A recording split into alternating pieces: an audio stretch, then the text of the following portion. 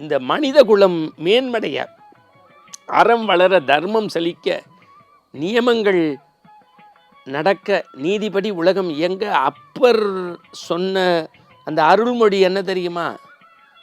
வாழ்க்கை எப்படியோ இருக்கக்கூடாது, இப்படித்தான் இருக்க வேண்டும். அதை ஏற்றுக்கொள்ளக்கூடிய பக்குவம் இன்றைக்கு யார்கிட்டையுமே இல்லை.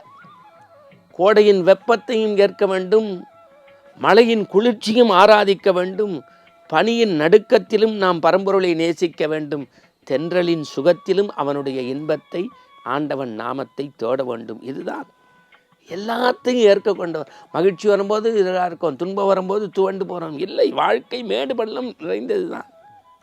உலகத்தில் மிக உன்னதமானது பாவ மன்னிப்பு. அதுதான் நம்ம ஒரு தடவை சொன்னோம். பிறரை மன்னிக்கக்கூடிய மனப்பான்பு வேண்டும்.